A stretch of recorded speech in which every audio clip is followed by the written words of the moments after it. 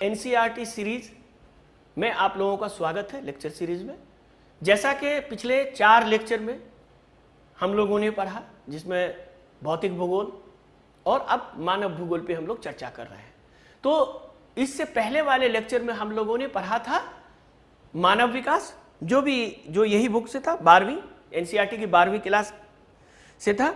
और आज भी हम मानव भूगोल के मूल सिद्धांत का प्राथमिक क्रियाएं, एनसीईआरटी इसकी 5वां अध्याय, इसका 5वां अध्याय है, उसका आज हम लोग अध्ययन करेंगे और जानेंगे कि ये प्राथमिक गतिविधियां होती क्या है। तो डेफिनेटली बात है, ये जो प्राथमिक गतिविधि है ये आर्थिक गतिविधियां होती है, अर्थात इसको हम ये कह सकते हैं प्राथमिक आर्थिक विधि गतिविधियां, प्राइमरी इकोनॉमिक एक्टिविटीज। तो ये प्राइमरी इकोनॉमिक एक्टिविटीज क्या होती है इसके बारे में, और उससे पहले आर्थिक क्रियाकलाप क्या होता है। तो आर्थिक क्रियाकलाप हम उस क्रिया को कहते हैं जिससे आय उत्पन्न होता हो, यानी जिससे इनकम जनरेट होता हो। चाहे कोई टीचर पढ़ा रहा हो, किसान खेत में काम कर रहा हो, या कोई भी व्यापारी व्यापार कर रहा हो और उससे उसको इनकम जनरेट हो रहा है, उससे आय उत्पन्न हो रहा है, तो वैसी गतिविधियां जो है आपको आर्थिक गतिविधियां या आर्थिक क्रियाकलाप कहलाती हैं। उसी तरह से एक ही तरह के आर्थिक गतिविधि, अर्थात एक ही तरह के आर्थिक गतिविधि को एक संग्रह को विभिन्न आर्थिक क्षेत्रों का निर्माण करता है। जैसे कि सपोज कीजिए, अगर किसान है, वो कृषि का कार्य कर रहा है, तो वो क्या हो गया, एग्रीकल्चर सेक्टर हो गया, यानी कृषि क्षेत्र हो गया। उसी तरह कोई उद्योग है, उद्योग लगा हुआ है, तो वो क्या हो गया, वो इंडस्ट्री सेक्टर हो गया, औद्योगिक क्षेत्र हो गया। उसी तरह कोई अगर विज्ञान में काम कर रहा है या कोई अदर सेक्टर एजुकेशन में काम कर रहा है, तो वो कहते हैं हम शिक्षा के क्षेत्र में इतना बजट। उसी तरह कोई अगर स्वास्थ्य के क्षेत्र में कर रहा है, तो हम लोग कहते हैं कि हेल्थ सेक्टर में ये है। तो इस तरह से विभिन्न एक ही तरह की जो आर्थिक गतिविधियां होती है उसको विभिन्न सेक्टर में हम लोग बांटते हैं। तो इसी तरह से देखते हैं कि जो आर्थिक गतिविधियां हैं, और इसी के आधार पे, जैसे कि अगर कोई कृषि क्षेत्र में लगा हो तो उसको हम लोग प्राइमरी एक्टिविटीज कहते हैं। फिर उसी तरह से उद्योग, फिर वो सेकेंडरी हो जाता है। तो इस तरह से विभिन्न क्षण को देख करके विभिन्न देशों का आप देखें कि विभिन्न स्टेजेज जो है इसके ग्रोथ का, इसको देख करके विभिन्न देशों के विकास के चरण में कि कौन सा विकास, जैसे कि हम लोग मानते हैं कि डेवलप्ड कंट्री की बात करते हैं, तो डेवलप्ड कंट्री में जो है प्राइमरी एक्टिविटीज कम होती है और सेकेंडरी और टर्सरीज एक्टिविटीज ज्यादा होती है। अभी आप देखें कि जैसे हम लोग जानते हैं कि सबसे ज्यादा सामान का चाइना उत्पादन करता है, तो चीन से माल आता है। तो यही वजह है कि चीन इतना शक्तिशाली, वो इतना पावरफुल होने के बाद भी, उसके पास इतना पैसा होने के बाद भी, वो अभी भी डेवलप्ड कंट्री में नहीं है, वो भी अभी विकासशील देश में ही आता है। उसी तरह अगर हम देखें जापान के बारे में, अगर हम देखें, या फिर यूरोप के कंट्री के बारे में देखा, तो ये विकसित देश कहलाता है। तो इसी तरह से जो ये विभिन्न आर्थिक गतिविधियां होती है, इन्हीं के आधार पर इनके विकास के चरण का मूल्यांकन किया जाता है। तो ये तो एक ब्रीफ था कि आर्थिक गतिविधि कहते हैं किसको है। तो हम लोग यहां चर्चा करने वाले हैं प्राथमिक क्रियाकलाप, यानी प्राथमिक क्रियाकलाप किसे कहते हैं, यानी जिससे डायरेक्ट इनकम जनरेट होता है। तो ये जो है ये प्रत्यक्ष रूप से भूमि का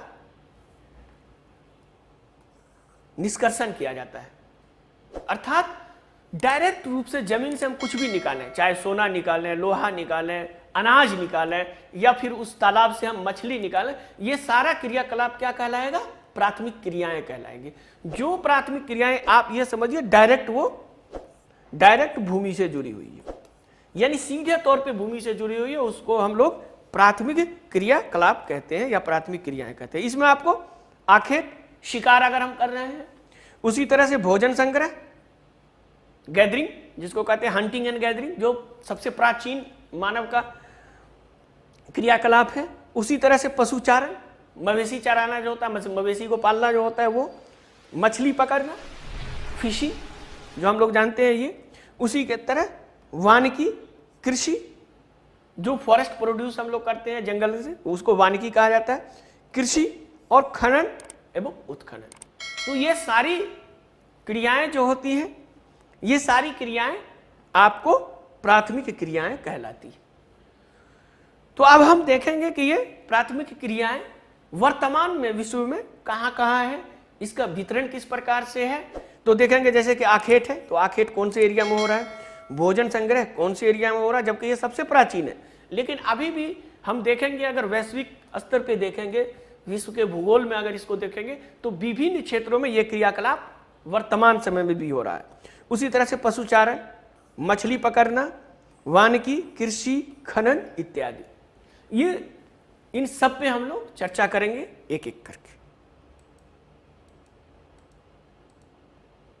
तो ये आपका प्राइमरी एक्टिविटीज है। देखिए, कृषि, पशुचारण,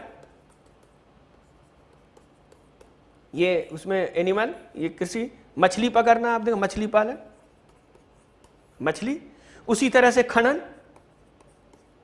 तो ये सारी जो है ये प्राइमरी एक्टिविटीज है, या कृषि हो या आप देखें लाइव स्टॉक जिसको हम लोग कहते हैं पशुपालन, या फिर मछली पकड़ना, या फिर खनन, ये सारी चीज प्राइमरी एक्टिविटीज के अंतर्गत आती हैं।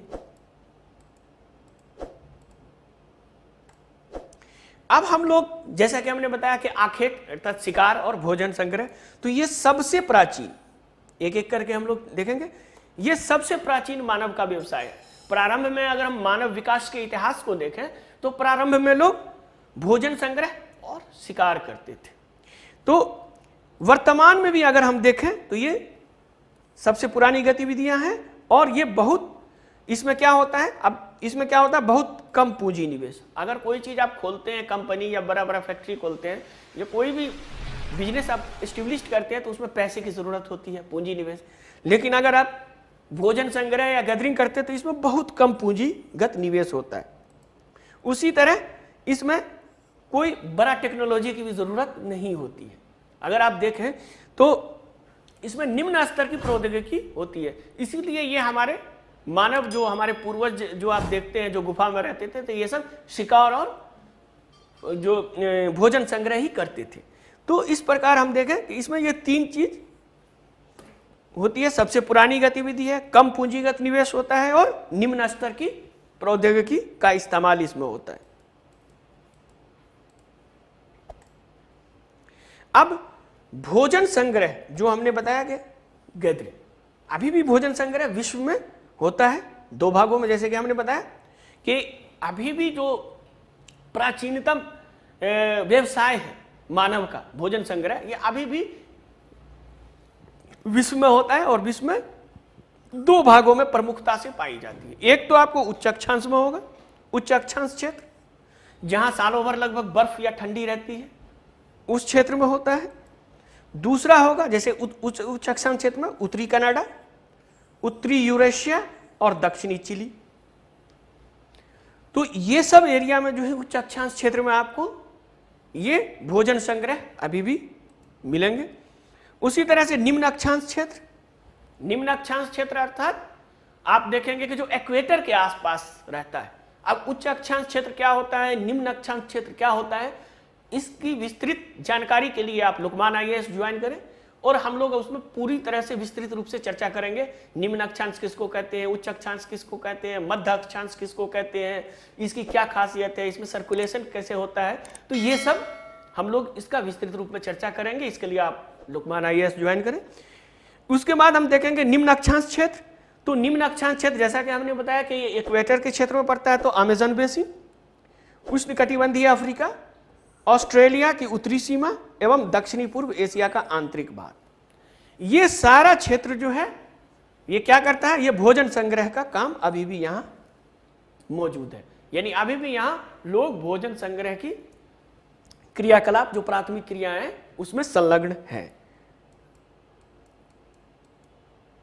अब देखिए ये मैप है, तो ये जो एरिया है ये 60N का, ये देख रहे हैं, ये उच्च अक्षांश कहलाता है। यहां देखिए ये पूरा एरिया और ये पूरा एरिया, ये पूरा एरिया। उसके अतिरिक्त निम्न अक्षांश, ये हुआ निम्न अक्षांश आपका यहां पे, और ये थोड़ा इस एरिया में, और ये सब आपका ये उत्तरी ऑस्ट्रेलिया का थोड़ा सा भाग, जो कि ये निम्न अक्षांश के आसपास पड़ता है। तो ये सारा जो है ये मैप है। ठीक ऐसा ही मैप आपको एनसीईआरटी में भी मिलेगा जब आप पढ़ेंगे तो। आगे चलते। आधुनिक समय में तो ये तो आप देखते हैं कि ये सबसे प्राचीन है, टेक्नोलॉजी कम लगता है, पूंजीगत लागत कम रखता है, लेकिन अभी भी इसका, क्योंकि जब ये ज़्यादातर जो होता था भोजन संग्रह या गैदरिंग की बात हम लोग करते हैं तो ये निर्वाह के लिए किया जाता था, यानी अपना जिंदगी चलाने के लिए, लाइवलीहुड के लिए। इसको व्यावसायिक पैमाने पे नहीं करते। खास करके ये सब जो भी आपने देखा निम्न अक्षांश, उच्च अक्षांश, तो ये लोग ट्राइब लोग होते थे और ये कार्य करते थे। लेकिन वर्तमान समय में हम जानते हैं हर चीज का व्यवसायीकरण हो गया है, बाजारीकरण हो गया है। तो कुछ भागों में यह काम, भोजन संग्रह का काम भी व्यापारीकरण हो गया है, कमर्शियलाइजेशन हो गया है। और इसमें क्या करते हैं लोग, ये कमर्शियलाइजेशन क्या होता है, इसमें कीमती पौधों को, यानी जो कीमती पौधे हैं, जो काफी महंगे बिकने वाले पौधे हैं, पत्तियां हैं, इसके छाल औषधीय पौधों को इकट्ठा करते हैं और इसका एक सरल प्रसंस्करण, इसमें ज्यादा टेक्नोलॉजी की जरूरत नहीं होती है, उसके बाद इसको बाजार के उत्पाद में बेच देते हैं। अभी हाल फिलहाल में जैसे आप लोगों ने शिलाजीत का नाम सुना होगा, काफी महंगा बिकता है। उसी तरह से हाल फिलहाल में करंट अफेयर्स में न्यूज आया था कि नेपाल के तराई में एक फुफुंद होता है जिसको वो लोग गैदरिंग करते हैं, साल में एक बार या 2 बार आता है, उसको यारसा गुम्बा कहा जाता है। ठीक है, उसमें क्या होता है कि वो आपको जितना सोना का भाव है, जिस तरह से सोना है उससे भी महंगा है, यानी समझिए कि 1 किलो का वो 50 लाख या 60 लाख इस तरह से भी है उसका होता है, और वो बहुत मुश्किल से वो मिलता है। ये बीबीसी की रिपोर्ट आई थी, आप लोग भी करंट अफेयर्स में इसको देख सकते हैं। तो इस तरह से लोग व्यवसायीकरण करते हैं इस प्रकार के पौधों का भोजन संग्रह करने के बाद।